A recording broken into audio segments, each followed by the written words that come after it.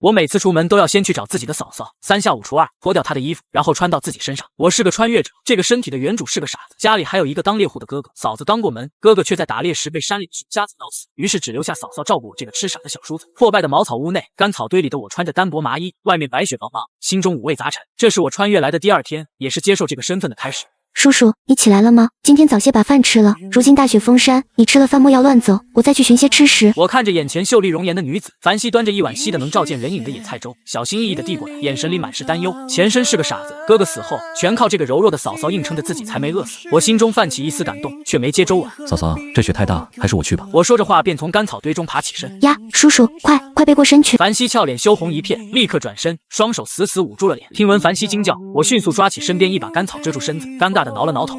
嫂嫂莫怪，那个，我起猛了。其实我并不是故意不穿衣服。第一，刚穿越过来，脑子还处于宕机状态。第二，哥哥走得过于突然，家中仅有的2件麻布衣服拿去给哥哥下葬。村里有个风俗，无论生前多么穷苦，死后也要多穿几件衣服，不然到了下面会让人看不起。我反手一把抓起炕头那件家中唯一的破棉袄，利索地套在身上。这袄原本是嫂嫂的，如今2人只能轮换着穿这一件御寒。嫂嫂，我脑疾已于这个家，以后我来扛。我声音不大，却透着一股前所未有的坚定。系好草绳做的腰带，顺手抄起墙角的旧猎弓和一把豁口的柴刀。凡希愣住了，那个只会傻笑流口水的小叔子，眼神何时变得这般锐利如刀？叔叔，你真的好了吗？我不是在做梦吧？在家等着，把水烧热了，晚上回来吃肉。我没多解释，推门而出，风雪瞬间灌入，我头也没回，大步踏入雪地。前身是个傻子，但这具身体很是精壮，虽然只穿着短裤，但很快便适应了外面温度。刚出院门，一道尖酸的声音便刺破了寒风。哎呦，陈二傻子出门了，这是把你嫂嫂的袄给穿跑了。那小寡妇在家岂不是要冻坏了？迎面走来个满脸横肉的妇人，正是邻居布兰，她眼神亲密。回去告诉你那嫂子，欠我家的5斤粟米，这月底再不还，我就去扒了你们家的房梁。我脚步一顿，冷眼扫过去，前身记忆里这顾兰没少欺负凡希，借5斤米，却逼着凡希砍了3天柴，如今还要连本带利。米会还的，但若是再敢满嘴喷粪，我就拔了你的舌头。我身形高大，此时刻意散发出的煞气，竟逼得顾兰下意识退了2步，到了嘴边的骂娘话硬是咽了回去。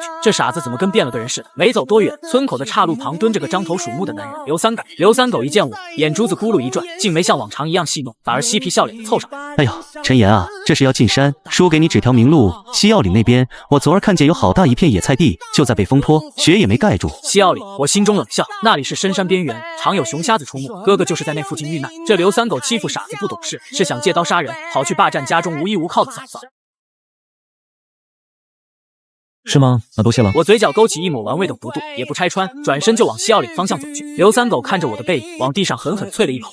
呸！死傻子，这一去就别回了吧。那小寡妇今晚就是老子的了。山林深处，积雪莫稀，我当然没去挖什么野菜。作为前世顶级的野外生存专家，这具身体虽然因为长期营养不良有些虚弱，但底子极好，天生神力。我在林子里穿梭了1个时辰，手里已经多了几只刚冬眠被掏出来的松鼠。太少了，这点肉还不够塞牙缝。我眯起眼，突然在一处断崖边的松林里发现了一串脚印，是狍子，而且看脚印深浅，这只狍子起码50斤以上。在大雪天，狍子这种傻东西一旦受惊，就会把头埋进雪里，或者跑累了停下来看热闹。我没有急着放箭，手里的劣质猎弓射程有限，我深吸一口气，调整呼吸，如同一头蓄势待发的猎豹，开始在雪地里奔袭。如果是常人，在雪地跑不出2里地就得力尽，但我这具身体越跑越热，体内似乎有用不完的力气。追了足足半个时辰，前方的傻狍子终于跑不动，喘着粗气停在一棵老树旁，回头好奇地盯着这个2条腿的生物。就是现在，我猛地扑了上去，没用手中的柴刀，直接一记重拳砸在狍子的天子盖上。砰！傻狍子甚至没来得及叫一声，就软软地倒了下去。我喘着粗气，抹了一把脸上的热汗。除了这只狍子，回来的路上顺手还射中了一只肥硕的野兔。这些够交一部分税，也能给嫂嫂补补身子了。我将狍子扛在肩上，腰间别着野兔和松鼠，迎着夕阳往回赶。刚到村口，天色已暗，还没进院子，就听到自家破屋里传出一声凄厉的尖叫。不要，你滚开，叔叔救我！那是凡希的声音。我脑中嗡的一声，双眼瞬间充血。刘三狗，你找死！我根本来不及放下肩上的狍子，几步冲到门前，那本就摇摇欲坠的破木门被里面反锁。我飞起一脚，应声而碎。屋内灶火昏暗，凡希身上紧裹着的一层单薄麻布被撕开大半，正缩在墙角的干草堆里瑟瑟发抖，手里死死抓着一把剪刀抵在脖子上。而刘三狗正一边解裤腰带，一边坏笑着逼近。喊啊，你那傻小叔子，怕早被熊瞎子吃了，从了老子以后少不了你一口吃的。刘三狗，我陈家的人也是你能动的。一声暴喝如同平地惊雷，刘三狗吓得一哆嗦，裤子差点掉下来。回头一看，只见门口站着个浑身冒着热气、双眼赤红的煞星，肩上还扛着一头巨大的野兽。你居然没死！回答他的是我抡圆了的一记重击，我根本没把狍子放下，直接抓着袍子的2条后腿，把这50斤重的死兽当成了流星锤，狠狠砸在刘三狗身上。刘三狗被砸得一口鲜血喷出，整个人像断了线的风筝一样飞出去，撞在门上，又重重摔进柴火堆里。妈的，动我嫂嫂，老子废了你！我扔下袍子，大步跨过去，一脚踩在刘三狗的小腹上，脚下用力，撵得刘三狗发出杀猪般的惨叫。杀人了！傻子要杀人了！刘三狗这一嗓子在寂静的冬夜里传出老远，本就是饭点，各家各户都在屋里听到动静，再加上之前陈家这边的动静不小，不一会儿，小院外就围满了举着火把的村民。怎么回事？陈二家出人命了吗？好像是刘三狗的声音。人群分开，一个穿着厚实鹿皮袄的中年男人背着手走了进来，正是村长马双全，他身后跟着几个手拿棍棒的村民。刘三狗一见姐夫来了，像是抓住了救命稻草，连滚带爬的从我脚下挪开，指着我和缩在墙角的樊西，哭天喊地。姐夫，你要为我做主啊！我好心来给陈家送点米，结果撞破这傻子居然要强暴他嫂嫂，我上前阻拦，他还想杀我灭口，这叔嫂私通，天理难容啊！此话一出，全场哗然。在大鱼巢，叔嫂私通可是重罪，是要进猪笼的。樊西听到这污蔑，脸色惨白，步步的羞耻，从干草堆里探出头来哭喊：不是的，是他闯进来要欺负我，叔叔是刚回来救我的。马双全扫了一眼衣衫不整的樊西，又看了看被打得鼻青脸肿的小舅子刘三狗，眼中闪过一丝阴狠。刘三狗是什么德行他清楚，但这陈家嫂子长得确实水灵，要是能借机把这傻子弄死，这女人自己也可以。嘿嘿嘿嘿。哼，刘三狗虽然平时混了点儿，但他自家有婆娘，怎么会看得上你个寡妇？马双全板着脸直接定性，陈二是个傻子，傻子知道什么礼义廉耻，肯定是你这妇人不守妇道，勾引小叔子。来人，把这一对狗男女绑了，明天送关进猪笼。几个村民闻言就要上前拿人，我看谁敢！我一把抄起地上的柴刀，挡在樊西身前，我身上的袍子血还没抹去，眼神凶狠的像头孤狼，吓得那几个村民竟不敢近身。谁说我们私通的？樊西是我陈延明没正娶的妻子。你胡说！你什么时候娶的你嫂子？我们怎么不知道？刘三狗声音尖锐，他可不想在这紧要关头被陈岩翻盘。官府确实有规定，弟弟是可以续娶寡嫂。陈岩这么说是行得通的，可他行得通吗？自己就没法解释。刘三狗说的对，你一个傻子，什么时候娶的嫂嫂，我们大家都不知道。官府有规定，傻子是不能娶妻的，傻子生子还是傻子，白白浪费粮食。大家说对不对？对，你个傻子娶什么婆娘？休想以娶嫂嫂作为理由，还是乖乖让我们绑了送官吧。村民七嘴八舌，刘三狗见村民都为自己说话，双腿也不抖，底气也更足了，跟我斗，你一个傻子还不够资格。樊西此时内心已经绝望，他知道陈岩这么说的目无非是想保全自己名声，他一点也不怪陈曦。甚至当他说出那句自己是他的妻子的时候，心中强烈悸动涌起，一种被自己男人保护的幸福感油然而生。其实自从丈夫走后，自己和陈岩相依为命，心中早已认可自己是陈家人了。陈岩已经不傻了，在陈岩说出娶她的时候，樊西并没有反驳，心中是一丝丝的期待。但现在这个局面，我话锋一转，马双全，你这村长当的真是公正啊！我冷笑一声，伸手指了指地上的刘三狗。你说我傻？傻子能1天之内在西澳岭猎回这只50斤的狍子，傻子能射中这只钻血的野兔，傻子能抓这一串活松鼠。我一脚踢在那个巨大的狍子尸体上，狍子翻了个身，露出脖子上的一击致命的伤口。众村民这才看清地上的猎物。天哪，这么大的狍子！这陈二傻子，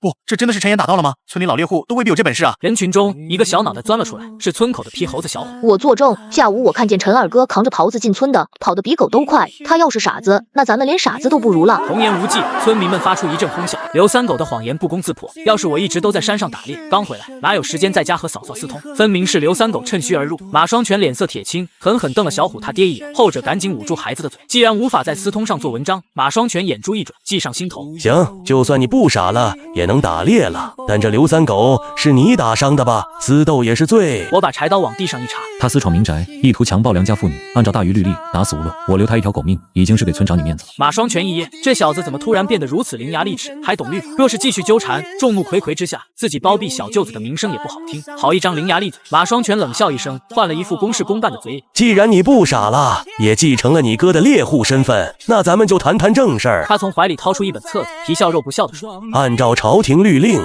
猎户户籍特殊，未房绝后，必须纳满3房7妾，多生丁口。如今你哥死了，你既然顶了门立户，这规矩就得落在你头上。我眉头一皱，这是什么荒唐规矩？还没等他说话，马双全一挥手，只见人群后方2个牙一模样的男人推推搡搡地带出来2个穿着囚服、蓬头垢面的女子。正巧送亲队今儿刚好路过咱们村儿，还剩2个没人要的官婢，原本是犯官家眷，没人愿意领养，既然你现在本事大了，这2个女人就归你了。2个女子，一个身材高挑，虽然低着头，但依然能看出眉眼间的清冷；另一个身形娇小，看起来才15、16岁，正怯生生地缩在前者身后，像只受惊的鹌鹑。这2人一看就是细皮嫩肉、肩不能扛手不能提的大小姐，在这饥荒年头，就是2张只吃饭不干活的嘴。村民们指指点点，陈岩这下子倒霉了，这样的领回去得饿死。就是，谁家要这种累赘啊？马双全见我不说话，得意地补上最后一刀。另外，既然你家里现在有了4口人，按照新规矩，你家下个月的人头税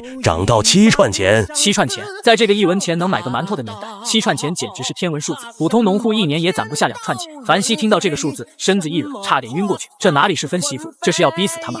怎么不想领？不想领就是抗税，现在就充军！所有的目光都集中在我身上，等着看这个刚有些起色的年轻人跪地求饶。谁知我不仅没怒，反而笑了。我弯腰提起地上的袍子，目光越过马双全，看向那2个瑟瑟发抖的女子，又看了看满脸得意的刘三狗。好，这2人我领了。我声音洪亮，震得屋内灰尘簌簌落下。这7串钱的税，1个月后我也一文不少的交给你。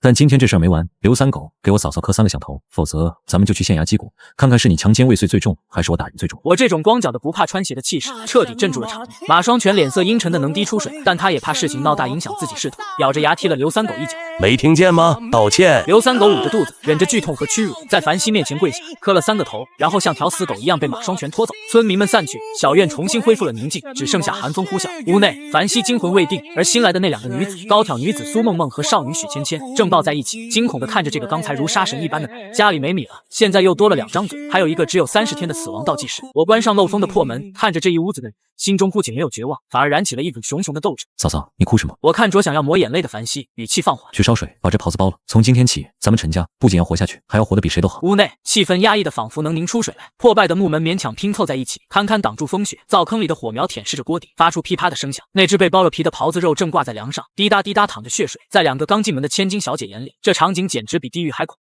我正坐在炕沿上擦拭柴刀，余光看着苏梦梦和许芊芊2人缩在墙角，哪怕冻得嘴唇发紫，也不敢靠近我半分。想来他们心中对我这个连官差都敢打，甚至能把活人当沙包摔的煞星有着不小的恐惧。若是落在我手里，只怕比在牙行受折磨还要凄惨。那个叔叔，这2位姑娘怎么安顿？凡西有些局促地搓着手，看着这2个细皮嫩肉的女子，心里既同情又发愁。家里只有1张炕，粮食也刚够2人勉强糊口，如今多了2张嘴，这日子怎么过？我停下手中擦刀的动作，抬眼冷冷扫过墙角的2人。苏梦梦被这一眼看得浑身一僵，下意识挺直了脊背。虽然落魄，但她骨子里那股官宦小姐的傲气还在，咬着牙不肯示弱。许芊芊则吓得把头埋进膝盖里，低声啜泣：“别哭了，再哭就把你丢出去喂狼。”我声音不大，却透着一股不容置疑的冷意。许芊芊的哭声瞬间憋了回去，变成了一声滑稽的打嗝。我站起身，走到2女面前，居高临下的看着她们。进了这个门，我不管你们以前是千金小姐还是什么才女，在我这儿只有一条规矩，不养闲人。我们是被强塞给你的，并非自愿。你要杀要剐，悉听尊便，但别指望我们做那些粗鄙的农活。我嗤笑一声，一把抓过凡西满是冻疮和裂口的手，举到苏梦梦面前。看清楚了，这才叫为了活着。你所谓的清高，能换来一口热粥吗？苏梦梦看着凡西那双惨不忍睹的手，再看看凡西为了给他们腾地方而显得局促不安的样子，眼中的傲气瞬间凝滞，化作了一丝羞愧。7串钱的人头税也是算在你们头上的。我收回手，语气冷漠。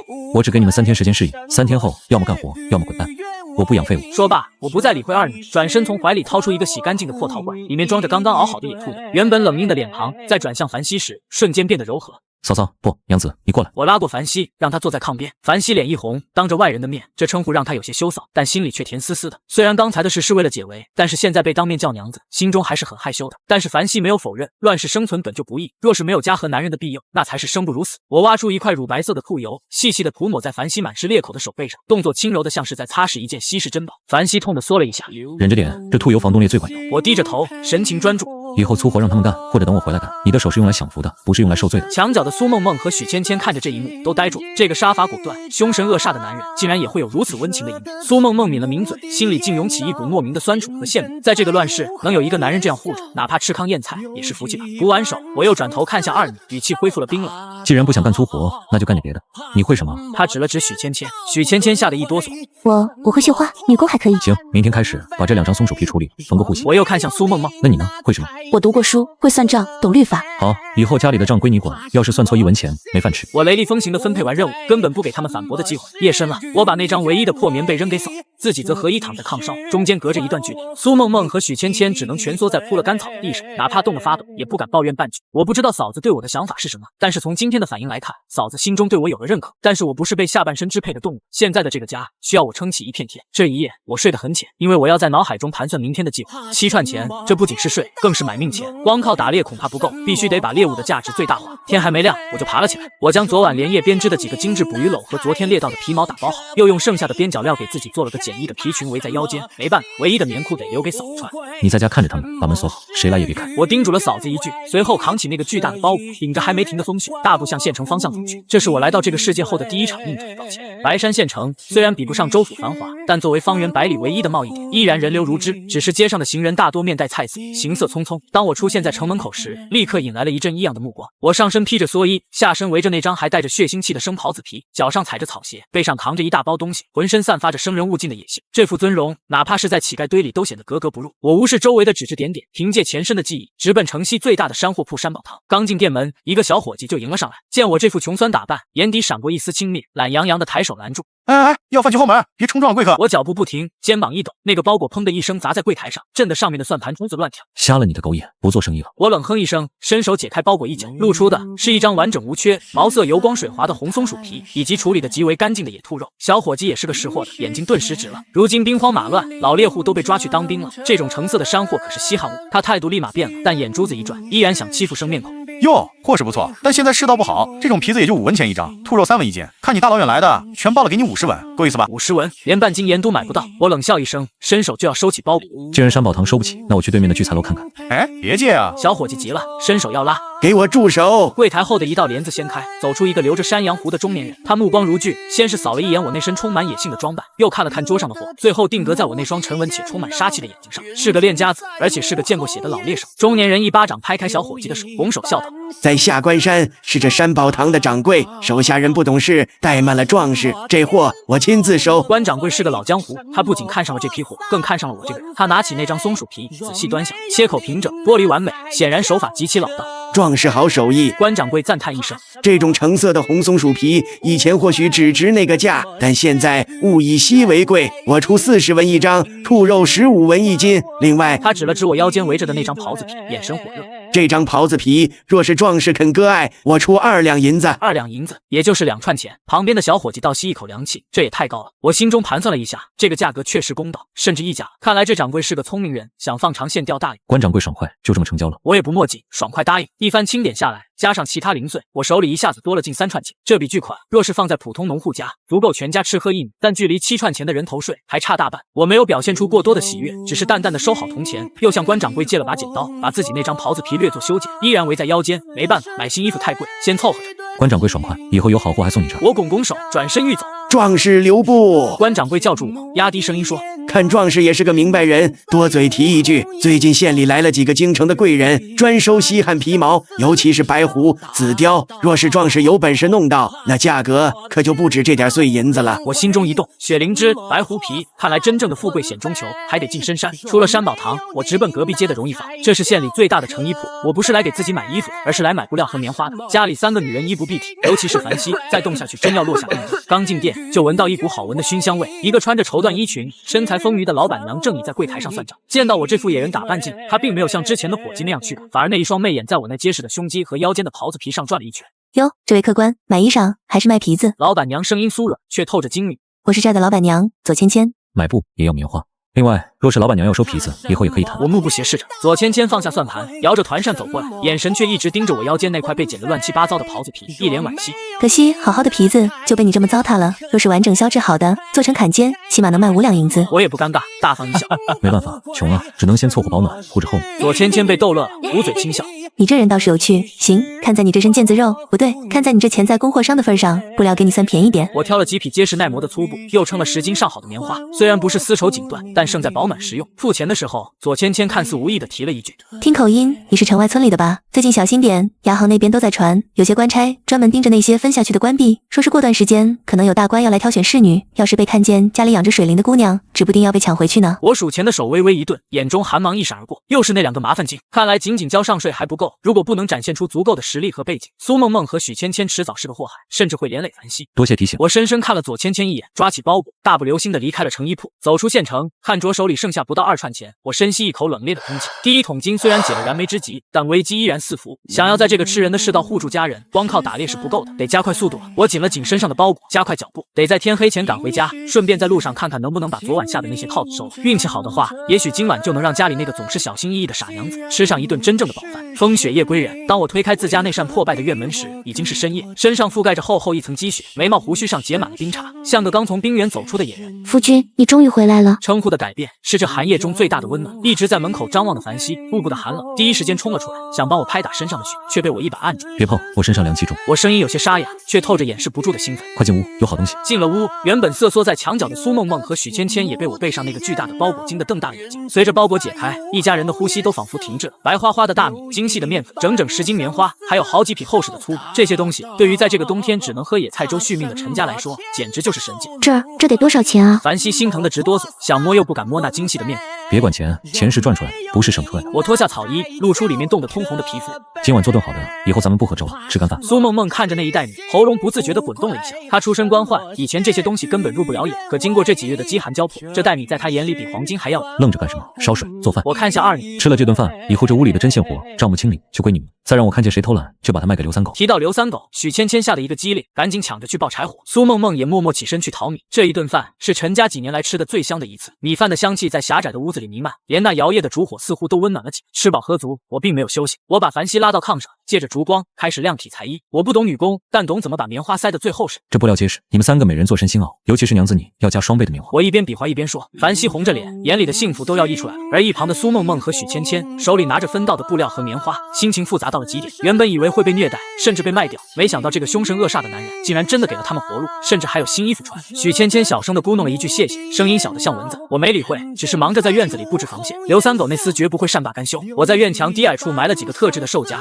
又在水井边撒了一层细细的香灰，只要有人靠近，必留痕迹。做完这一切，我看向漆黑的大山深处，7串钱还差得远吗？眼下的温饱只是暂时，真正的危机是1个月后的重税和官府的刁难，像把达摩克利斯之剑悬在头顶，必须进深山。次日凌晨，天还没亮，我就出发了。这次我全副武装，背着改良过的猎弓，腰间挂着绳索和柴刀，怀里揣着干粮，直奔大白山腹。普通猎户只敢在山外围转悠，但我的目标是常人不敢涉足的死亡禁区，因为只有那里才有值钱的宝贝。越往深处走，积雪越深，树木也越发高大遮天。凭借前世的经验，我在雪地里辨认着各种兽迹，野猪粪便，新鲜的。我蹲在一棵老树下，捻起一点冻硬的粪便闻了闻，至少有300斤的大公猪。野猪肉虽然值钱，但我今天的目标不是它，我需要单价更高、体积更小的东西，药材或者珍稀皮毛。就在翻过一道险峻的山梁，来到一处背阴的悬崖边时，一抹奇异的色彩映入眼。在悬崖半腰的一处岩石缝隙中，长着一株巴掌大小、通体雪白、形如灵芝的植物，在周围皑皑白雪的映衬下，它散发着一种明润的光泽。雪灵芝，我瞳孔一缩，心脏狂跳，这可是传说中的救命神药，在县城药铺里，这一株至少能换10两银子，10两银子就是10串钱。人头税有着落，但它没有贸然行动，凡是天才地宝旁，必有猛兽守护，这是大自然的规矩。果然，在悬崖上方的一块凸起岩石上，蹲坐着一只体型硕大的灰狼，它一只眼睛瞎了，另一只眼闪烁着忧虑的凶光，正死死盯着企图靠近灵芝的我。独眼孤狼比狼群更可怕，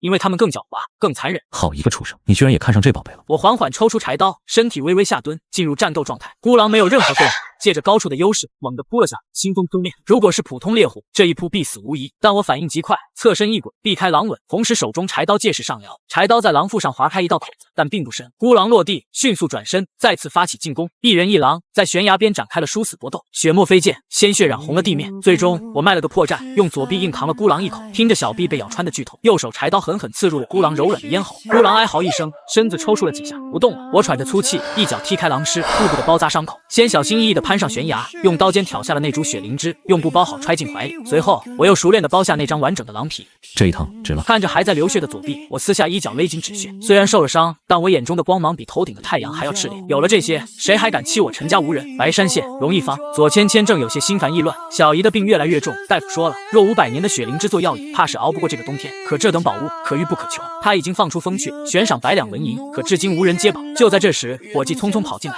掌柜的，上次那个野人又来了，这次好像带了不得了的东西。左芊芊眼睛一亮，连忙迎了出去。只见我依旧是一身草衣，左臂缠着渗血的布条，脸色虽然有些苍白，但眼神依旧锐利如鹰。陈大哥，你这是？左芊芊看着我的伤，心中一惊。我没废话，直接从怀里掏出那个布包，放在柜台上，缓缓打开。那一瞬间，莹润的白光仿佛照亮了整个昏暗的店铺。雪灵芝，居然是雪灵芝！左芊芊失声惊呼，声音都颤抖了。真的是雪灵芝，这成色至少是100年的雪灵芝。他激动的想要伸手去拿，却被我按住。左掌柜，这东西的价值你应该比我清楚，劳烦你开个价吧。我似笑非笑的看着他。左芊芊深吸一口气，强压下心头的激动。他是个商人，但也知道这东西是我拿命换来的。陈大哥，这灵芝我要救命，我不跟你玩虚的。左芊芊竖起2根手指。20两银子，外加以后你所有的皮货，我荣义坊都以市价2倍收购。20两，这比我预想的还要高1倍。看来这东西确实是急需。左掌柜爽快，成交。就在2人交易刚完成时，门口突然传来一阵喧哗。哎呦，这不是咱们的陈大猎户吗？怎么又来城里卖野菜了？这令人厌恶的声音正是村长马双全。他今天特意穿了件崭新的绸缎袄子来县里巴结县城大人。路过荣义坊，想给自家婆娘买块，没想到正好撞见我。马双全身后还跟着几个狗腿子，一脸戏谑的围了上来。哎呦，看这手还流血呢，是不是被耗子咬了？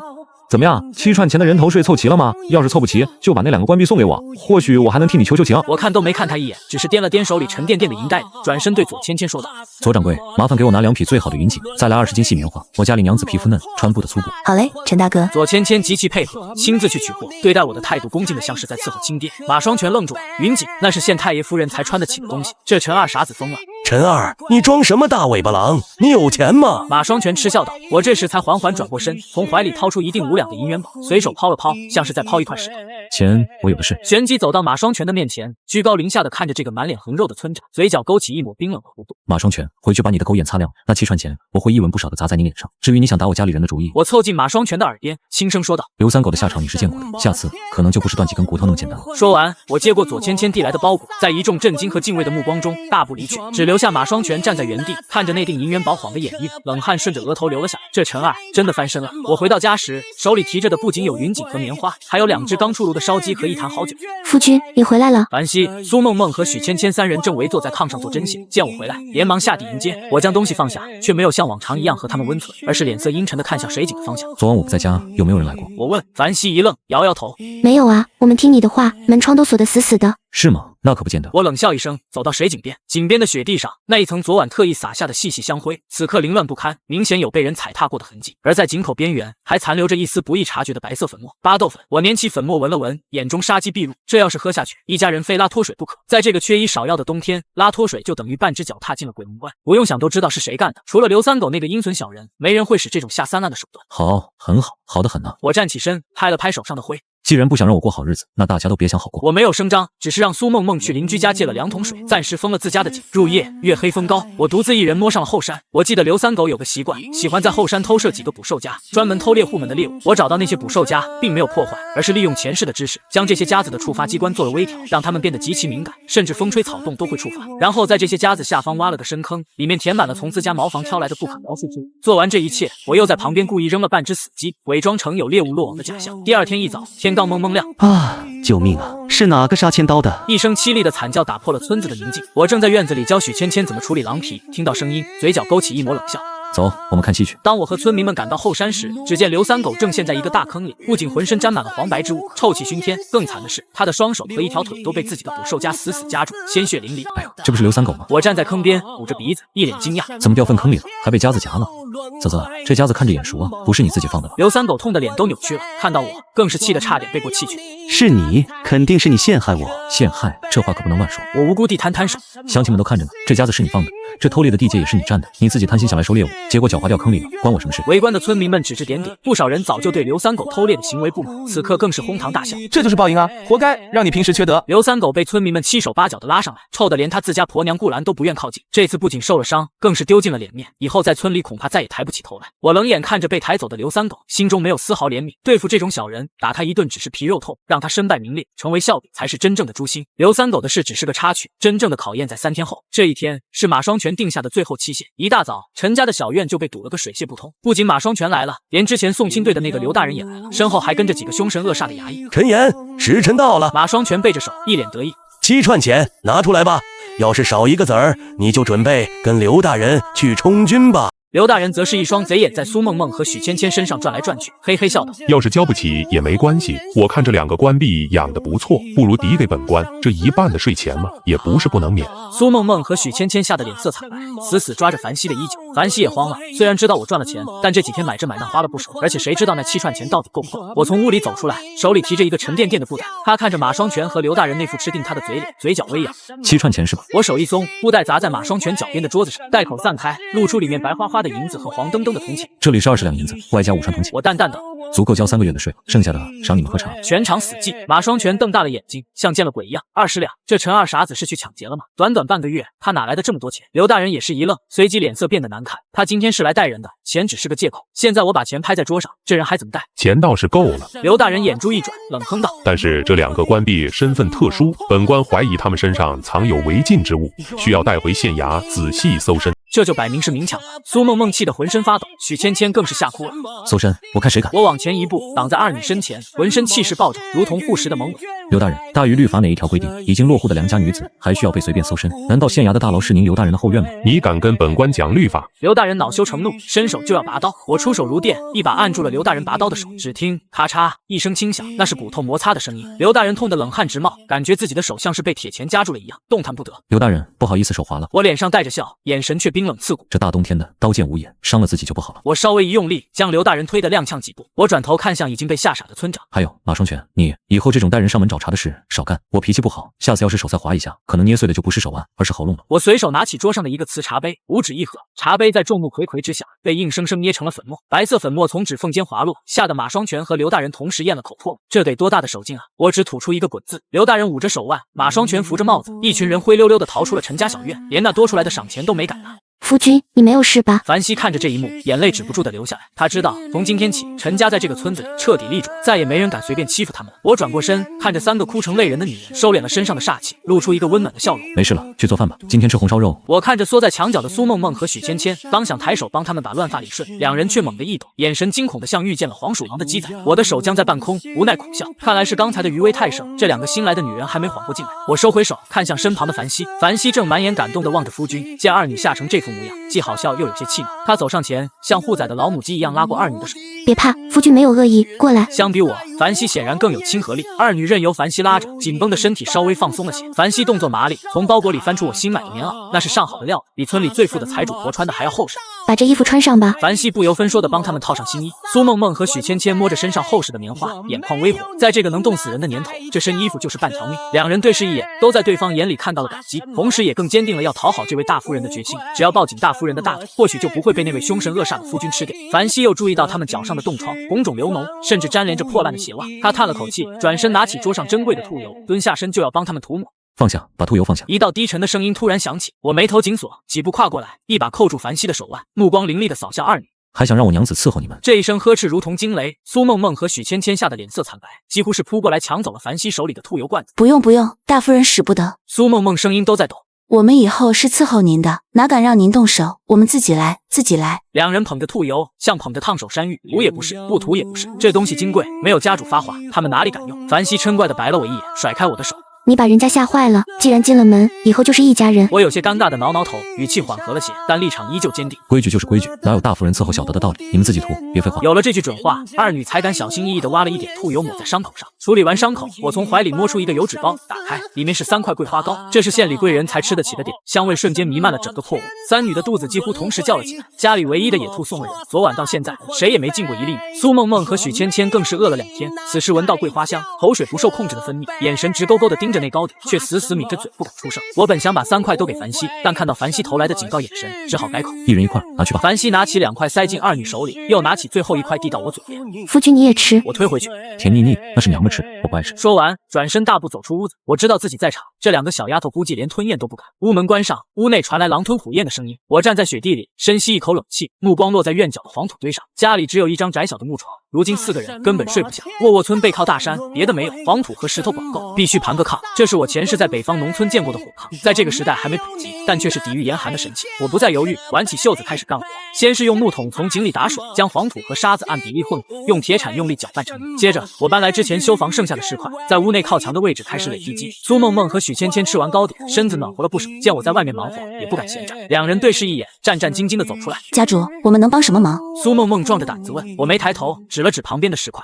搬石头递给我。二女虽然力气小，但胜在勤快。苏梦梦搬石头，许芊芊负责地米，凡西也没闲着，拿着扫帚清理碎渣。原本冷清的破院子，此刻竟有了几分热火朝天的意味。我动作极快，手法娴熟。我在床尾的位置垒起烟道，铺上石板，再用黄泥抹平缝隙，最后连通到墙外新开的烟囱口。这种结构能最大程度的保留热量，只要灶堂里有火，炕面上就能热乎一整宿。干活是消除隔阂最快的方式。一下午的忙碌，苏梦梦和许芊芊渐渐发现，这个看上去凶神恶煞的男人，干起活来专注且利落，只要不偷懒，并不会随意打骂人。把那泥刀递给我。我喊了一声，许芊芊离得最近，下意识递了过去，动作比刚才顺畅多了，甚至还敢小声问了一句：“家主，这就是那个炕吗？”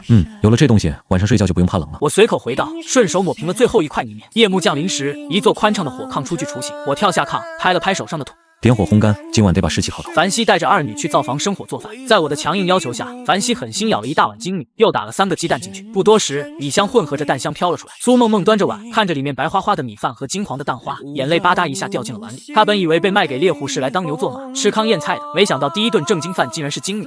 哭什么？晦气！我皱眉，大口喝了一口汤，赶紧吃，吃饱了才有力气干活。苏梦梦连忙擦干眼泪，大口扒饭，真香，香得让人想把舌头都吞下去。一顿饭吃得风卷残云，4个人的脸上都露出了久违的红润。饭后，我站在新砌的火炕前，感受着石板传来的热度，满意地点点头。今晚这炕还不能睡人，得烧1夜火去湿气。我看向苏梦梦和许芊芊，你们俩今晚轮流守夜添柴，别让火灭了。是，家主。二女答应的干脆利落，只要有饭吃，有新衣穿，别说守夜，就是守大门，他们也愿意。凡西拉住我的衣袖，轻声问：“那夫君你呢？”我看了一眼窗外的夜色，眼中闪过一丝金光。白天的猎物送了人，家里现在没余粮了，而且那2位官差和村长还在暗处算计着人头税，我必须得进山搞点硬通活。我去收趟猎套，可能晚点回来。我不想让凡西担心，没说进深山的事，转身取下墙上的猎弓，背上箭囊，系好绑腿。夫君早些回来。凡西送我到门口，眼神里满是不舍。放心，我有数。我推开院门，身影很快消失在茫茫雪夜之中。屋内的火光透过窗纸，映在雪地上，暖黄的一小块，那是我必须要守护的家。而此时的大山深处，风雪呼啸，真正的猎杀才刚刚开始。夜里的大山像个张着嘴的巨兽，风灌进领口，像刀子在割肉。我紧了紧背上的猎弓，没有点火把。我是老猎手，知道在深山里点火就是给猛兽指路。借着雪地反射的微光，深一脚浅一脚的往林子里钻。前6个猎套收得异常顺利，这倒是有些出乎我的意料。原本以为这种简陋的绳套能中2只就算不错，没成想大雪封山后猎物都饿疯，也不管那是不是陷阱，见着诱饵就往里钻。我依次解下4只灰兔和2只野鸡，这些东西都已经冻硬了，像石头一样。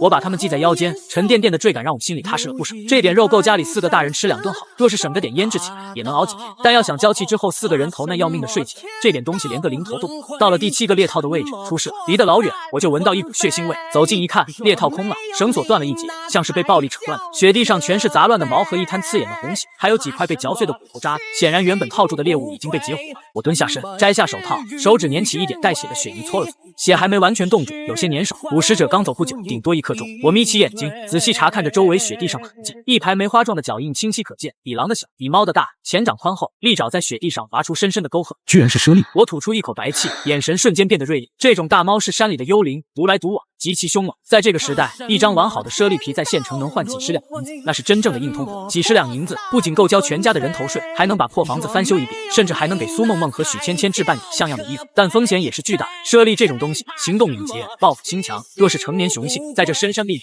战斗力不输恶狼。况且现在是深夜，视野受限，一旦失手，自己这100来斤肉可能就得交代在这。追还是撤？我回头看了一眼山下的方向，那个家里土炕还没干透，苏梦梦那双满是冻疮的手连筷子都拿不稳。凡西眼巴巴地盼着自己回去，如果自己空手回去，他们或许不会说什么，但那个家随时会被人头税压垮，富贵险中求。妈的，豁出去了！我从腰间摸出那把有些卷刃的猎刀，插回刀鞘，又检查了一下弓弦，紧了紧绑腿，顺着那一排梅花脚印，大步追了下去。脚印一路向向深山延伸，越往里走，树木越粗，风声越紧。这里的雪比外面厚实，每走一步都要拔腿。我尽量踩在树根旁边比较硬实的雪面上，减少体力的消耗。追了大概2刻钟，周围的林子密得透不进光，脚印在一棵2人合抱粗的老松树下突然消失了。我猛地停步，后背迅速贴上一棵大树，将身体藏在阴影里。既然脚印断了，那东西一定在树上。我屏住呼吸，尽量压低心跳声，目光像钩子一样在上方繁茂的枝叶间一寸寸搜索。突然，一道幽绿的光在斜上方的树杈间闪了一下，那是眼睛。那只猞猁正伏在离地3丈高的树干上，身子弓起，喉咙里发出低沉的嘶嘶声，像是一条准备暴起的毒蛇，嘴边还在往外冒着白雾。显然它早就发现了我，正在评估这个2脚兽的威胁。它嘴里还叼着半只没吃完的野鸡，见到我举弓，它猛地甩掉猎物，前爪扣紧树皮，做出了扑击的姿态。距离30步，这个距离对于我这种老猎手来说是必杀的距离，但我手里的弓只是一把普通的猎弓，穿透力有限，我没给它扑下来的机会。拉箭，拉马，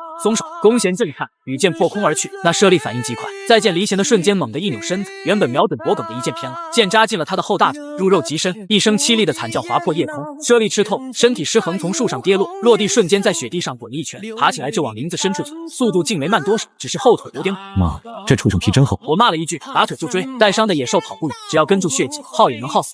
这时候比的就是谁更能熬。一人一兽在林海雪原里展开了拉锯战。猞猁因为腿伤，时不时就要停下来舔舐伤口，每次刚想喘口气，那个要命的人类就出现在视野，追出1里地，在一处断崖下，猞猁跑不动，前面是绝壁，后面是追兵。他转过身，背靠岩壁，呲着獠牙，弓起脊背做最后的困兽之斗。我停在20步开外，气喘吁吁，额头上全是汗，呼出的热气在眉毛上结成了霜。我没急着射第2箭，而是从腰间摸出猎刀，慢慢逼近。弓箭可能会伤到皮毛，近战虽然险，但能保住那张皮的完整。猞猁感觉到了死亡的威胁，猛地扑了上来，快如闪电。我侧身一滚，让过锋利的爪子，反手一刀划向他的腹部。猞猁落地，转身又是一抓，我抬起裹着后部的左臂格挡，刺啦一声，棉衣被抓烂，皮肉传来剧痛，鲜血瞬间渗了出来。我咬牙不退，一声暴喝，右手猎刀趁机狠狠扎进了猞猁的脖颈，用力一绞，温热的血喷在脸上，带着一股腥咸味。猞猁剧烈抽搐了几下，爪子在雪地上刨出几个深坑，眼里的绿光渐渐熄灭，不动。我一脚踹开尸体，瘫坐在地上，大口喘着粗气。我摸了摸左臂的伤口，还好不深，没伤到骨头。再看看这只足有60-70斤重的大猫，皮毛油光水滑，是个大家伙，值了，这一趟真他娘的值了。我咧嘴笑了，用血擦了擦脸上的血迹。这张皮不仅人头税有着落，哪怕去县城得繁星买个银簪子都够了。休息片刻，体温开始下降，我不敢久留，起身准备处理猎物。就在我拖动猞猁尸体时，目光无意间扫过断崖下的一片岩石，这里被风，积雪不厚，露出了一大片暗红色的岩壁，在雪夜里显得格格不入。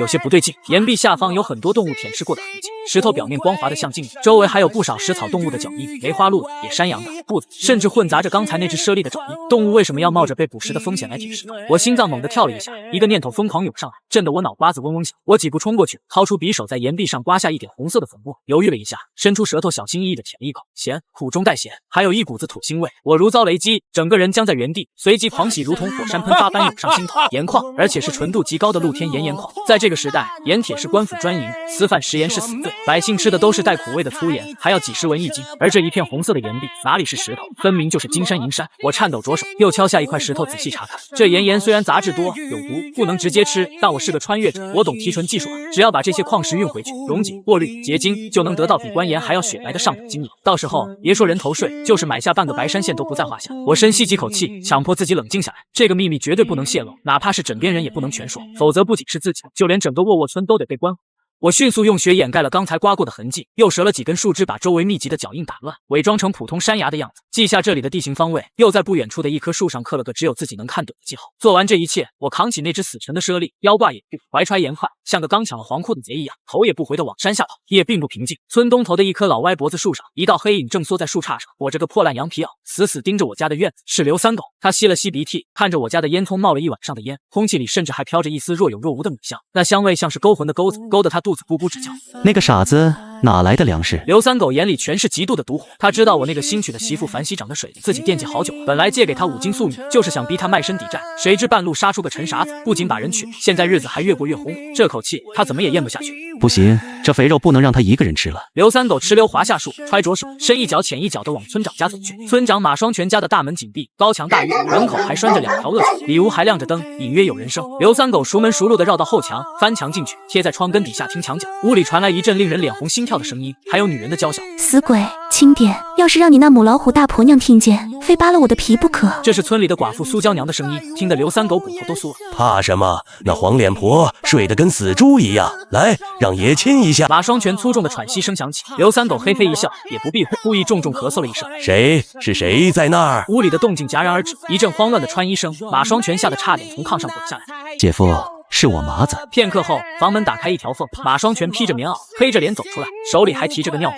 你个小兔崽子，大半夜的瞎叫什么？吓萎了，你赔得起吗？刘三狗探头往屋里瞅了一眼，挤眉弄眼道：“姐夫好雅兴啊，我有急事，关乎银子的急事，天大的好事。”一听银子，马双全脸色缓和了些，把他带进外屋，倒了杯冷茶。有屁快放！刘三狗凑到马双全耳边，压低声音，一脸神秘：“姐夫，陈二傻子家不对劲啊！今晚我不光闻着肉味了，还看见他背着弓箭进了深山。就在刚才，我一直在路口守着，我看他回来的时候，背上鼓鼓囊囊的，看那体型，绝对是大货。”什么有大货？你是说他打着大家伙了？马双全眼皮一跳，茶杯停在嘴边。保不齐是熊瞎子或者大虫，你想想，要是那种皮毛得值多少钱？起码这个数。刘三狗伸出一个巴掌翻了翻，眼里冒着贪婪的光。再说了，他那3个婆娘，一个个细皮嫩肉的，尤其是那个新来的，听说以前家里是开钱庄的，虽然被抄了家，但那种人家出来的，身上随便拔根毛都比咱们腰粗，肯定藏着私房钱。马双全捻着胡须，浑浊的眼珠子转了几圈，心里盘算开了。作为村长，他对村里每户人家的情况都了如指掌。陈岩这小子最近确实邪门，又是买媳妇又是修房子，现在还敢进深山，再过1个月就是收人头税的日子。要是真让他发了财，又交上了税，以后这小子翅膀硬，想拿捏他就拿了。更重要的是，那2个送亲的官差还在村里没走，一直抱怨这趟差事油水少，正想找由头弄点钱花。你想要怎么做？马双全放下茶杯，声音阴沉。刘三狗阴恻恻的笑，露出一口黄牙。姐夫，那2个送亲的大人还没走，咱们就说那新来的婆娘家里欠了巨债，是被官府通缉的要犯家眷，再加上樊西欠我的5斤粟米，咱们带着官差上门，把人扣下。到时候那是让陈傻子拿皮毛换人，还是直接把人卖了抵债，不都是咱们说了算吗？马双全沉吟片刻，嘴角勾起一抹冷笑，拍了拍刘三狗的肩膀。你小子坏是坏了点儿，但脑子好使，这主意不错，一箭双雕。你去把这事儿告诉那2位大人，就说有只肥羊等着宰，明天一早咱们去收债。得嘞，姐夫。刘三狗兴奋地搓搓手，仿佛已经看到了白花花的银子，还有樊西哭着求饶任他摆布的模样。我并不知道一张针对自己的大网已经张开，更不知道明天等待我的是怎样的狂风暴雨。我拖着沉重的猎物，在快到村口的水塘边停下，这里离家只有几百步了。放下猞猁，搓了搓冻僵的手，走到昨天下的鱼篓前。这水塘连着地下暗河，冬天也不完全结冰。我找到昨天砸开的冰洞，抓住绳子用力一提，沉，绳子勒进肉里，鱼篓里传来噼里啪啦的挣扎声，水花四溅。好家伙，看来今晚运气爆棚啊！我咬牙用力将鱼篓拖上岸，借着血光一看，里面满满当当塞着7、8条大黑鱼，每条都有3、4斤重，在冰面上蹦跶，还有10几条巴掌大的鲫鱼和数不清的鳞蛙挤在一起。鳞蛙可是好东西，特别是母蛙，肚子里的蛙油最是滋补。苏梦梦和许芊芊身子弱，正好给他们补补。我把几条太小的鱼扔回水里留住，把大鱼和鳞蛙一股脑倒进随身带的麻袋里。这趟进山简直是富得流油，1张猞猁皮，4只野兔，2只野鸡，还有这一袋子鱼和鳞蛙。我砍了根粗树枝，把猞猁、野兔、野鸡和鱼都绑在上面，做成个简易的拖车。就这么拖着一座小肉山，哼着前世的小曲，大步流星往家走。推开院门，屋里还亮着灯。樊西没睡，正披着衣服坐在灶台前打盹，手里还握着那根拨火棍。听见院门响动，他猛地惊醒，连鞋都顾不上提，推开门冲了出来。夫君，是你回来了吗？看到我满身是血，衣服袖子还破了个大口，上面染着血迹，樊西眼泪差点掉下来，扑上去上下摸索，声音带着哭腔。受伤没？那是血吗？遇到啥了？怎么去了这么久？我看着他焦急的样子，心头一暖，任由他检查。没事，擦破点皮，都是猎物的血。我侧身让开，指了指地上的东西。快来看看，今晚咱们发财了。苏梦梦和许芊芊也被吵醒，揉着眼睛走出来。当他们看到院子里那一堆猎物时，所有瞌睡都吓飞了，嘴巴张得能塞下一个鸡蛋。这是大虫吗？许芊芊指着那只巨大的猞猁，吓得躲到苏梦梦身后，只敢探出一个脑袋。是猞猁，这皮毛能换咱全家1年的口粮，还能给你做个新袄子。我把猎物解下来扔到地上，还有鱼，今晚加餐吃鱼。许芊芊一听吃的，眼睛瞬间亮了，也不怕，围着那堆大鱼转圈，口水都要流下来。我看着3个围着猎物叽叽喳喳的女人，听着他们的惊叹声，心里的疲惫和伤痛一扫而空。这才是日子，只是我不知道，这顿丰盛的宵夜是暴风雨前最后的宁静。墙外风雪更大，仿佛要将这小小的院落彻底吞没。清晨的官道上，积雪被车辙压得坚实。我赶着借来的牛车，怀里揣着那张刚剥下来的猞猁皮，晃晃悠悠进了白山县城。我没去那些收山货的小摊贩处，而是直奔县城最大的布庄荣义坊。这地方是县里达官显贵做衣服的首选，掌柜左芊芊是个年轻女子，眼光毒，给价也公道。我上次卖袍子皮时跟她打过交道，铺子里没什么人。左芊芊正站在柜台后拨弄算盘，见我进来，原本有些慵懒的眼神亮了一下，但随即又恢复了生意人的精明。陈略户，这是又有什么好货了？左芊芊绕出柜台，摇着团扇，目光却不由自主地往我腋下的包裹上瞟。我也不废话，将包裹往红木桌上一放，解开绳扣，手腕一抖，一张完整的猞猁皮如同一匹灰色的锦，顺滑地铺陈开来。皮毛在屋内暗淡的光线下，竟泛着一层幽幽的荧光，尤其是那标志性的耳尖簇毛和短尾，完好无损。左芊芊倒吸一口凉气，手里的团扇差点没拿稳，她几乎是扑到桌前，伸手想要摸，又怕手上的汗渍污了皮毛，赶紧掏出丝帕擦了擦手，这才小心翼翼地顺着纹理抚摸。居然是公猞猁，而且还是成年的，皮板紧实，毛色纯正。左芊芊是行家，一边看一边啧啧称奇。更难得的是，只有后腿有一处剑伤，脖颈处有一处刀口，整张皮几乎是完美的。陈猎户，你这手艺神了。左掌柜，开个价。我拉了把椅子坐下，端起桌上的茶碗喝了一口。左芊芊直起身子，眼神复杂地看着我。这东西若是平时我收了也就收了，但今天巧了，这东西我可不敢独吞。我眉头一挑，左掌柜，此话怎讲？最近县令夫人染了风寒，正想做一件皮裘御寒。她府上已经收了一张猞猁皮，但还缺一张凑成一对。若是单卖给我，我顶多给你20两，但若是送到县府吗？左芊芊压低声音，手指指了指北。那可是救急的东西，价格自然不可同日而语，而且还能落个人情。我心里一动，钱是一方面，但我更看重那个人情。在这个世道，有个官面上的靠山，比什么都强。那就劳烦左掌柜引荐。正说着，2楼楼梯口传来一阵急促的脚步声，一个穿着绿袄的小丫鬟匆匆跑下来，神色焦急。芊芊姐，那皮子有着落了吗？夫人今早又发热了，一直在念叨。左芊芊一把拉过我。翠翠，快看，这就是你要的猞猁皮。名叫翠翠的丫鬟冲到桌前，看了一眼那张皮，眼睛瞬间瞪圆了。这可比夫人库房里那张还要好。她一把抓住我的袖子，像是抓住了救命稻草。这位大哥，快带上皮子跟我走，夫人等着呢。我也不含糊，重新包好皮毛，跟着二女出了荣义坊，直奔县衙后院。县衙后院气氛压抑的让人喘不过气，衙役们一个个噤若寒蝉，连走路都踮着脚。我跟着翠翠穿过回廊，还没进内宅，就闻到一股浓重的药味。你们在偏厅稍后，我去通报。翠翠安置好二人，转身进了里屋。不一会儿，一个背着药箱、留着山羊胡的老头被2名衙役簇拥着走了进来。他昂着头，眼神目空一切，看都没看坐在角落里的我和左芊芊一眼，径直往里走。是赵神医。左芊芊有些紧张，小声给我介绍。这是咱们白山县最有名的郎中，据说祖上是御医，架子大得很，寻常人根本请不动，也就是县令老爷的面子才行。我瞥了一眼那老头的背影，没说话，顺手拿起桌盘里的一块绿豆糕塞进嘴里。陈猎户，赵神医在此，咱们还是……左芊芊想劝我规矩点。他是看病的，我是卖皮子的，井水不犯河水。我咽下糕点，拍了拍手上的碎屑。再说了，是不是神医，得看能不能治好病。正说着，翠翠出来了，招手示意我们进去。进了内室，光线骤暗，窗户都被厚厚的棉布封死，密不透风。县令夫人躺在帐幔低垂的床上，看不清面容，只能听见急促而粗重的呼吸声，像是破风箱在拉动。赵神医已经坐在床边的小凳上，微闭双眼，3根手指搭在夫人从帐幔中伸出的手腕上。屋内静得连一根针掉在地上都能听见。我站在后面，目光却没看赵神医，而是在屋内四处打量。地上一尘不染，但在床角的阴影里，我敏锐地发现了几根细微的白色动物毛发。我又看了看紧闭的门窗，以及桌上那盆丝毫未动的水。半晌，赵神医收回手，抚着胡须，缓缓开口：“夫人，这是受了极重的风寒，邪气入体，导致肺气不宣。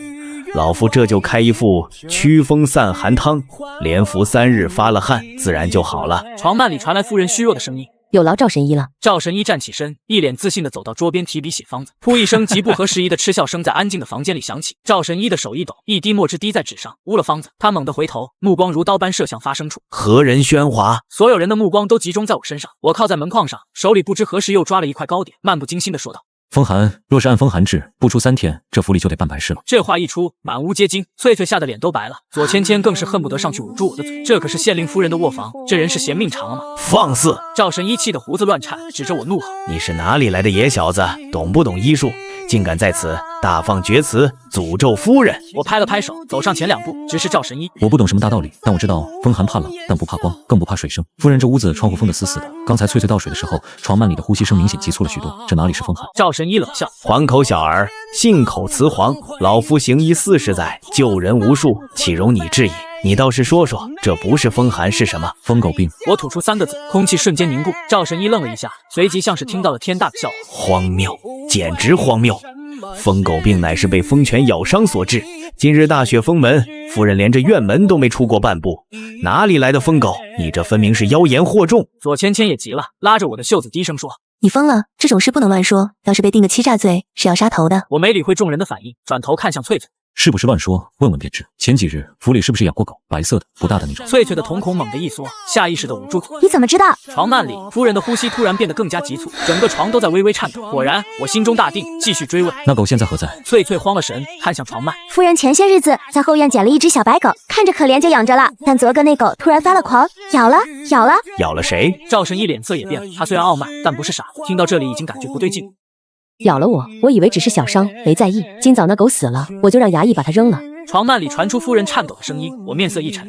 扔哪里了？若是没埋，现在去找还来得及。衙役还没扔，好像把它丢柴房了。翠翠带着哭腔说道。带路！我一声断喝，气势竟压过了在场的所有人。一行人匆匆赶往后院柴房。赵神医虽然心里打鼓，但也跟了过去。他不信这小子真能一眼看出这绝症。推开柴房门，一股腥臭味扑面而来。角落里，一只身长不过尺余的小白狗僵硬地躺在乱草堆里，嘴边挂着干涸的白沫，双眼暴突，死状极惨。我走上前，不用细看，这典型的狂犬病死状。我转过身，看着面色惨白的翠翠和赵神医。看见了吗？这就是证据。赵神医踉跄了一步，扶住门框，嘴里喃喃自语：“不可能，脉象明明是风寒，怎么会？”他输了，输得彻底。作为名医，他居然连问诊这一步都因为自大而忽略。我没工夫理会他的失魂落魄，对翠翠说道：“找个碗来，我要取药引。”药引？这哪里有药引啊？翠翠不解。如果不想让你家夫人死，就快去。我从腰间摸出猎刀，蹲下身。接下来的场面有些血腥，我背对着众人，剖开了死狗的脑壳。在这个没有狂犬疫苗的时代，最原始也是最险的办法，就是提取病死动物的脑髓液，经过简单处理后以毒攻毒。这是在古医书上看到的偏方，虽然风险极大，但现在是唯一的生路。片刻后，我端着半碗浑浊的灰白色液体走出来。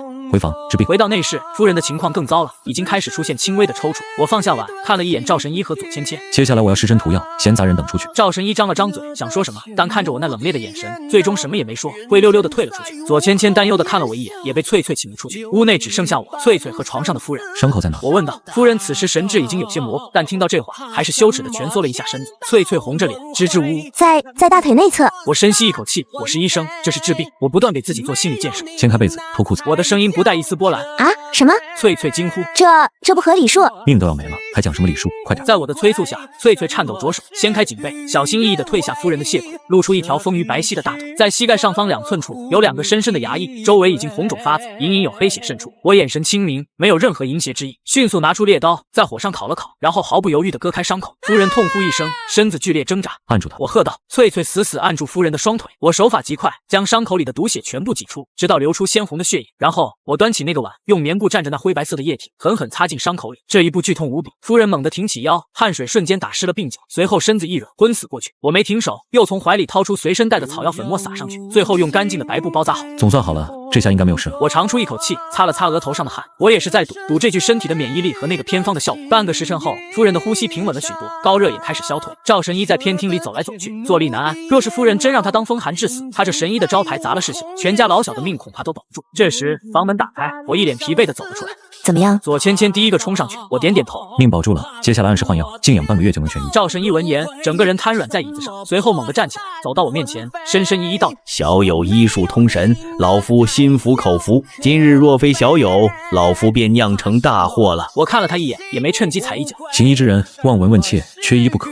赵神医也是一时疏忽，这份气度让赵神医更是羞愧难当，同时也对这个年轻猎户生出了几分敬意。这时，翠翠端着一个雕花的红木盒子走出来，脸上带着劫后余生的喜色。陈大哥，夫人醒了，知道是你救了她，特意让我把这个交给你。翠翠把盒子递给我，夫人说了，这是她的一点心意。另外，那张猞猁皮她很喜欢，按最高价算，等老爷回来还要重重谢你。她一看见我，就像看见了救星，扑通一声跪在地上。小妍，快回去，出事了！我脸上的笑容瞬间凝固，一把扶起张婶。婶子，怎么了？出什么事了？刘三狗带着2个官差，还有村长闯进你家了。张婶哭得上气不接下气。他们说你是那脏贼，把樊熙他们3个都抓走了，说是要卖到窑子里去抵债。你快去看看吧，晚了就来不及了。我脑子里像炸开了一道惊雷，一股暴虐的戾气瞬间从脚底直冲天灵盖。刘三狗又是这个杂碎，如今看来是留你不得了。我的手死死捏着怀里的银子盒子，指节发白，眼神变得比深山的饿狼还要凶狠。婶子，他们在哪？我的声音冷得像冰渣子。应该是往城西的牙行去了，说是要在那里发卖。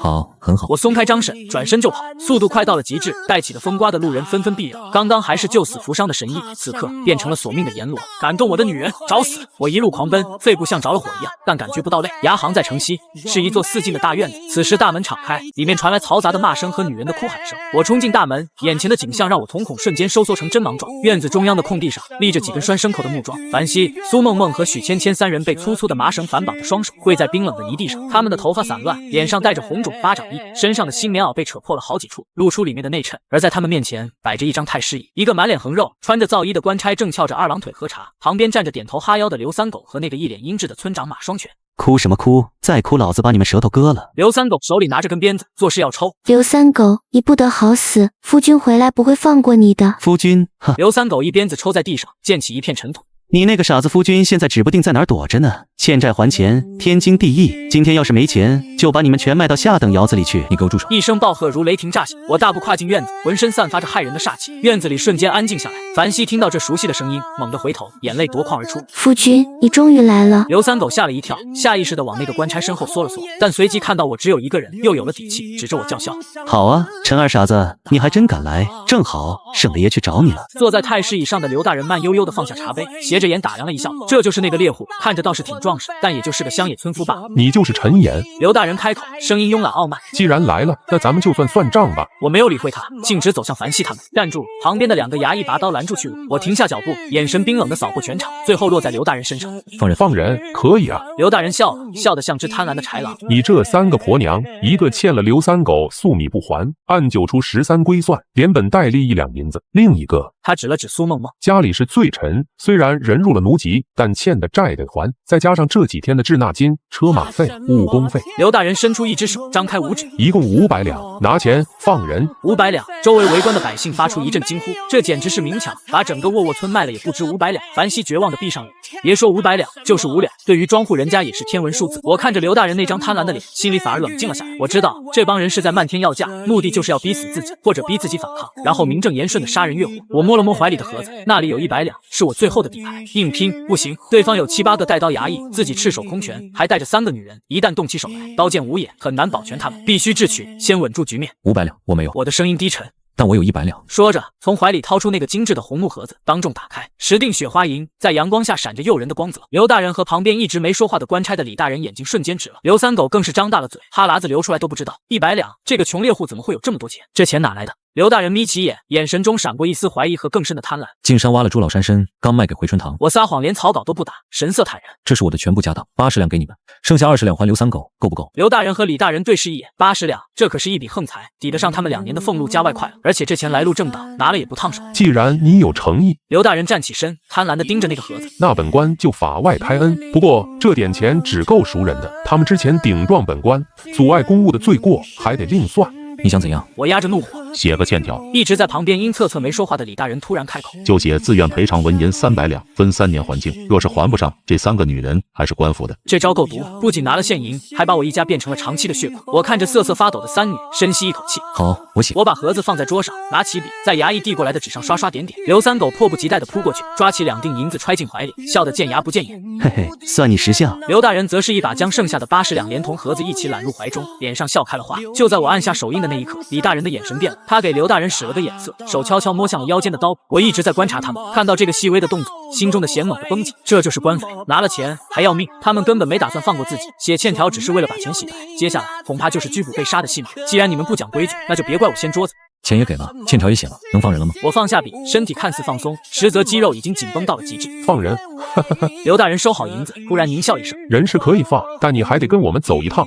去哪？有人举报你偷窃官银。”李大人猛地拔刀：“这银子来路不正，跟我们回衙门说清楚。”图穷匕现，周围的衙役也纷纷拔刀向我围拢过来。樊熙惊恐的尖叫：“夫君快跑！”跑？往哪儿跑？刘三狗仗着人多，狐假虎威的冲上来想踹我。就在这一瞬间，我动了，我没有退，反而猛地向前一步，速度快得像一道残影。我一拳轰出，正中冲在最前面的刘三狗面门。这一拳没有任何花哨，纯粹的力量。刘三狗连哼都没哼一声，鼻梁骨碎裂的声音轻，整个人像个破布娃娃一样倒飞出去，砸翻了旁边的茶桌。紧接着，我身形一矮，避开李大人砍来的一刀，肩膀像工程锤一样狠狠撞进李大人的怀里。咔嚓，李大人的胸骨瞬间断裂，一口鲜血喷出，整个人向后飞出3米远，重重摔在地上，像只死狗一样抽搐。这一连串的动作发生在电光火石之间。刘大人吓傻了，他没想到这个看着老实的猎户竟然是个杀神。来人，杀了他，快杀了他！刘大人一边后退一边惊恐大喊。剩下的几个衙役举刀冲上，我随手抄起地上的半截断衣筒，除退反进，如虎入羊群。我前世也是特种兵教官，这种冷兵器格斗是我的看家本领，每一次出手都直奔关节要害。狠辣精准，惨叫声此起彼伏。不过片刻功夫，地上就躺了一片哀嚎的衙役，有的断了手，有的折了头。我丢掉手中的断木，一步步走向缩在墙角的刘大人。刘大人此时哪里还有刚才的官威，吓得裤裆都湿了，哆哆嗦嗦的把怀里的银子掏出来。好汉饶命，钱我都给你，都还给你。我一脚踩住他的手腕，弯腰捡起那个红木盒子，冷冷的看着他。我的钱我自己会拿，但你刚才吓着我娘子了，这笔账怎么算？我赔，我有钱。刘大人哭喊着去掏自己的钱袋，就在我准备废了他另一只手的时候，大门外突然传来一声尖细的通报。县令夫人到。这声音如同定身咒，让院子里所有人都愣住。我停下动作，抬头望去，只见一顶装饰华丽的暖轿在几名健壮轿夫的抬举下，稳稳地停在衙行门口。轿帘掀开，一身绿袄的翠翠扶着面色苍白但威仪尚存的县令夫人走了出来。这是怎么回事？夫人扫视了一圈狼藉的院子，眉头微皱。刘大人像是看到了救星，连滚带爬地冲过去，跪在夫人面前哭诉：夫人，您要为下官做主啊！这刁民偷窃官银，被下官识破，竟然拒捕行凶，还打伤了这么多兄弟，这就是个亡命徒啊！李大人也强撑着一口气爬过来，补着血沫子诬陷：夫人，此人凶悍，请速速调集弓箭手射杀。马双全和还没晕死过去的刘三狗也跟着磕头，异口同声指认我是盗贼。樊西三女吓得脸色惨白，民不与官斗，现在连县令夫人都来了，这下彻底完了。盗贼！夫人看了一眼站在场中央浑身煞气的我，嘴角勾起一抹玩味的弧度。你说这银子是偷的？千真万确。刘大人指着我手里的盒子，那盒子就是咱们县府的规制，寻常百姓哪来的这种东西，定是他偷的。哦，是吗？夫人转头看向翠翠，翠翠，这盒子眼熟吗？翠翠早就憋了一肚子火，上前一步，大声说道：当然眼熟，这盒子不就是半个时辰前夫人您亲自赏给陈大哥的枕巾吗？刘大人和李大人的哭声戛然而止，张大了嘴巴，脖子像是被人掐住了一样。赏的，陈大哥，枕巾，这几个词组合在一起，像是一记记重锤，砸得他们脑瓜子嗡嗡响。你说什么？刘大人结结巴巴地问。翠翠冷哼一声，指着刘大人的鼻子骂道：睁大你们的狗眼看清楚，这位陈大哥是刚刚救了夫人性命的神医，你是夫人赏的100两纹银，你们竟然敢污蔑夫人的救命恩人是盗贼，还想私吞赏银，勒索杀人。刘大人只觉得天旋地转，他竟然勒索了县令夫人的救命恩人。我这时候走上前，从怀里掏出刚才写的那张欠条，递给夫人。夫人，这是刚才这2位大人逼我写的，说是只要我不写，就要把我的3位娘子卖进窑子，哪怕我拿出了您赏的银子，他们依然还要勒索300两。夫人接过欠条看了看，脸色瞬间沉了下来，冷得像冰。好啊，真是我的好下属，勒索百姓，污蔑恩人，还要杀人灭口。刘长安、李大华，你们真是好大的官威。夫人饶命，夫人饶命啊！下官不知道他是你的救命恩人。不知道就可以随便欺压百姓了吗？夫人把欠条狠狠甩在刘大人脸上。来人，把这2个败类，还有那几个帮凶，全部拿下，打入死牢，等候老爷发落。跟随夫人而来的亲兵侍卫立刻冲上来，如狼似虎地按住了刘大人、李大人和马双全一伙。刚才还不可一世的官老爷们，此刻像死猪一样被拖了下去，哀嚎声响彻云霄。处理完这群败类，夫人转过身，脸上换上了温和的笑容，对我微微欠身。陈小友，让你受惊了，是我管教无方，让你和几位娘子受委屈了。这一举动再次震惊全场，县令夫人竟然给一个猎户道歉，我连忙还礼。夫人言重了，今日若非夫人及时赶到，草民恐怕真的百口莫辩了。这是哪里话？夫人看了看还在瑟瑟发抖的三女，对翠翠吩咐道：去把车上的锦被和点心拿来，给几位娘子压压惊。随后夫人又看向一直站在角落里不敢出声的牙行掌柜陆达。陆掌柜，草民在。陆达连忙跑过来跪下。今日之事你也看见了，这3位娘子的身契。草民明白，明白。陆达是个精明人，立刻从袖子里掏出3张卖身契，双手奉上。这3位娘子早已赎身，至此有身，这是身契，请陈公子收好。我接过身契，当着3女的面一把撕得粉碎。从今天起，你们不再是货物，是我陈延明没正娶的妻子。我看着3女郑重承诺，苏梦梦再也忍不住，扑进我怀里放声大哭。樊西和许芊芊也围上来，紧紧抱着这个给了他们第2次生命的男人。这一刻，所有的委屈和恐惧都化作了泪水，流尽之后便是心声。夫人看着这一幕，眼中也有些湿润。她挥挥手，没再打扰这温情时刻，只留下话：陈小友，3日后记得来府里复诊，届时老爷定有重谢。便带着翠翠悄然离去。我目送轿子远去，然后回头看向陆达。陆达被我看得心里发毛，连忙陪笑：陈公子，您还有什么吩咐？陆掌柜，我想买辆马车，要大的结实。我抛给陆达一锭银子，剩下的买些米面布匹，把车装满。得嘞，你稍后。半个时辰后，我赶着一辆崭新的双马大车，载着3个死里逃生的女人和满车的物资，缓缓驶出了白山县城。夕阳西下，将我们的影子拉得很长。车厢里，3个女人依偎在一起，身上披着夫人赏的锦被，手里拿着热乎乎的肉包子。夫君，咱们回家吗？樊西探出头，轻声问。我回头，脸上露出温暖的笑。回家。今晚咱们睡热炕吃肉。马鞭一扬，清脆的鞭声在空旷的官道上回荡。这一关过了，但我知道更大的挑战还在后面。那座盐矿，那个即将归来的县令，还有这乱世的洪流。不过只要手里有刀，身边有人，我就无所畏惧。马车碾过村口的积雪，发出沉闷的声响。我没有避人耳目，而是大张旗鼓的驾车穿过村子。满车的米面布匹和那个象征着县令夫人恩宠的红木盒子，就是最好的威慑。路过的村民看着那辆崭新的双马大车，惊得下巴都合不拢。村长马双全被抓，刘三狗下狱的消息已经像长了翅膀一样传遍了全村。如今看到陈岩毫发无伤，并且满载而归，那些平日里有些小心思的闲汉们，此刻只敢缩在墙角，连大声喘气都不敢，眼神里充满了敬畏。我冷冷地扫视一圈，目光所及之处，无人敢与我对视。在这个奉行丛林法则的乱世，拳头和靠山就是最大的真理。回到家，我指挥三女将物资搬进屋内，看着堆满半个屋子的粮食和布匹，苏梦梦和许芊芊激动的手足无措，樊希更是眼含热泪。今晚我不仅带回了生存的物资，更带回了他们身为人的尊严。夜深，火炕烧得滚烫，四人躺在宽敞温暖的炕上，再无往日的拥挤与寒冷。三女依偎在我身旁，呼吸逐渐均匀，但我却没有睡，只是抚摸着怀里的盐块，目光穿透漆黑的屋顶。马双全倒了，县令夫人的线搭上了，启动资金有了，盐矿也在手里。在这白山县的1亩3分地，我已积蓄了足够的力量。接下来便是招兵买马，开矿炼盐，打造兵器。既然这世道不让人安生，那我便要用手中的刀和盐杀出一条通天大道。风雪在窗外呼啸，屋内却春意盎然。我闭上眼，嘴角勾起一抹野心的弧度。蛰伏已毕，猎杀时刻才刚刚开始。